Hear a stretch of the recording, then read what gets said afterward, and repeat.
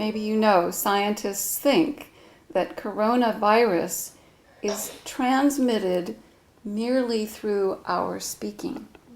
The force of air through our voices sends out very tiny invisible droplets that contain the virus. I think the anger virus spreads this way as quickly as the coronavirus. We breathe in these droplets of anger, carry them for a while, and then through what we say, we send them to somebody else. I think it works this way with the fear virus too, until we learn effective methods to protect ourselves and transform the energies. Rarely do people follow the feeling back to its roots so they can see what is true in it and what is untrue. When we see what's untrue or unreal, we can let it go. Because we love the truth, we choose the truth in that very moment. That's how we let the truth make us free and how we purify our hearts. Through the circumstances of life itself, we can refine our feeling realms and purify our hearts. So ultimately, what purifies our hearts and makes us free is choosing the truth moment by moment. But, 하지만, as you well know, some circumstances bring deep and complex feelings and thoughts, and they make choosing the truth more challenging. So something comes that hooks a vulnerable, unhealed part of our consciousness. Like a big fish, it's not easy to unhook a big fish because it's fighting you. If it's just a little fish, a little feeling, it may be going like this, but it's not that difficult to unhook it. So realizing this, we've designed healing processes to help purify these deep and complex feeling patterns. Most of you have experienced time travel. This afternoon, those in the servers training course will experience a different healing process called transformation through feelings. Both of these let the truth penetrate and realign patterns in the submerged part of our feeling realms.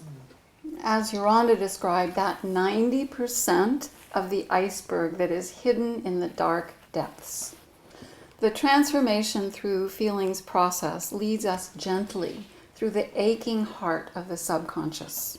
So we can bring all those feelings and thoughts about a challenging situation into the light of the compassionate enfoldment of the true self. The process initiates a dialogue between the younger self and the true self. So the hidden thoughts and feelings have a safe place to be received. And the process gradually leads us to feel the largeness of our true self. And in the power of this large love, everything takes on a new and truer perspective. So, as in the reading material, through this process we can plumb the depths of the feeling realm and correlate that with reality. We can learn how to follow the feeling back to its roots and see impersonally what's true and what's untrue in it. Again, from the reading material, this process allows us to let the light of truth penetrate the feeling realm and reestablish the currents of feeling on the base of reality. I wanted to emphasize that so that these quotes from the reading material don't seem like impossible mountains you can never reach. The transformation through feelings process deepens our awareness of what's going on in our hearts and minds, often unconsciously, when we feel troubled.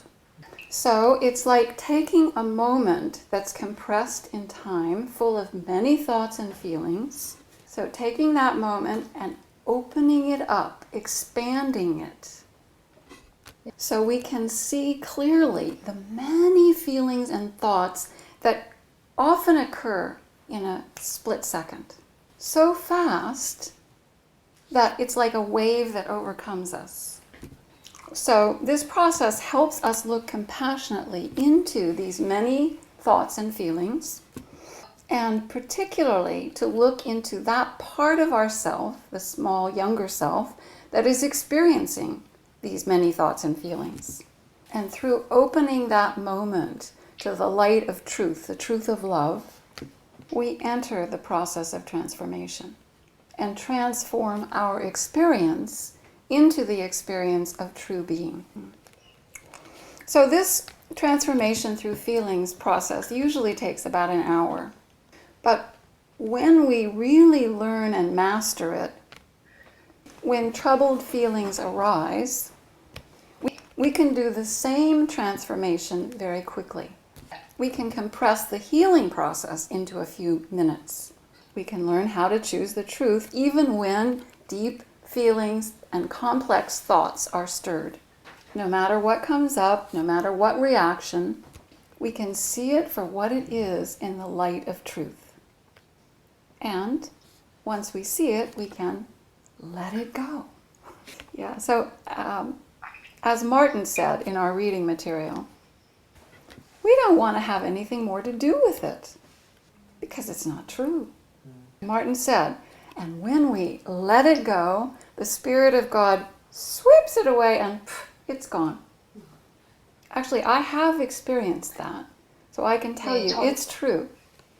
But there are many of these complex feelings and thoughts, so it doesn't mean our job is all done because we've done one of them. But to me, this is exciting. Shinanda, because we can let the very challenges of our lives help transform us.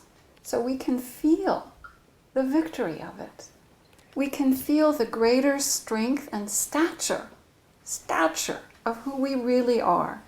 And again, to link this to the reading material, those who are controlled by the truth, the highest truth that they know, move into a sphere of greatness of service.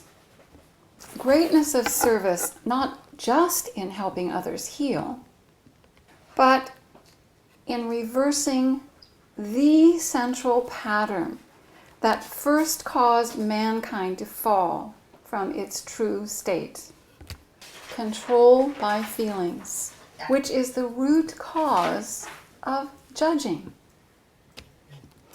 In our English online Zoom small group, one participant said, "Not judging is the main work in my life." And I think it's a main homework for all of us. And it's really helpful to realize control by feeling causes us to judge. So hopefully what I've said through this hour shows you the wonderful homework we have yet to do to become leaders in the greatness of love. I want to close with something Eugen said last Sunday that moved me to tears.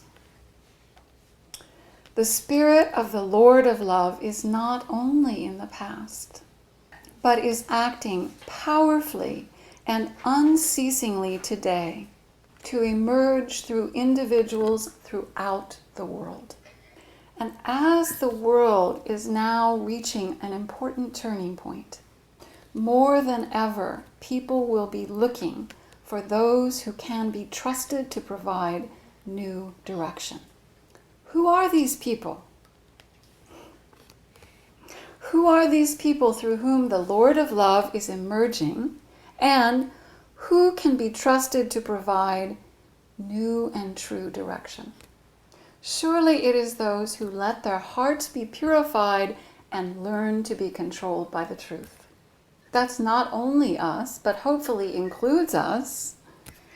And for those in recognized positions of leadership, doing our homework can open important pathways for them to do this homework also. This is the leadership the world sorely needs. The leadership that proves the victory of the greatness of love. Let's do our part to help leaders of the greatness of love emerge. Anyway, thank you all for your comments and Sarah's important insight. I appreciate it too. So, hearing several of you, I want you to know, learning to handle your feelings creatively and choose the truth doesn't mean you never make any mistakes. For example, maybe it was yesterday, I barked out an order to Eugen of how many things he had to do. Afterwards, I realized I could have said that much nicer. Choosing the truth, I went and apologized to him. Sebom-nim spoke about hoping to have the courage to continue on this path. Yeah. And Uyan-nim, I appreciated you also speaking about the meaning I took from what you said is that inside of the leadership of the greatness of love is this courage that meets things in the spirit of truth. And you know, this realization shows up in many ways, but probably it hasn't really fully lined up and gone deep in most people. So, in very simple terms, we can choose the truth in any moment. As the deaf woman sang, the only thing in my way is me. As Elsa sang in Frozen, let it go, let it go. So this is how we become the leaders in the greatness of love. And I think that's what Yongso-nim was emphasizing. When we do this homework, it makes it easier for others. 같이 합시다. Let's do it together. Okay, thank you. 사랑합니다. Love 진짜 you. 보고 싶어요.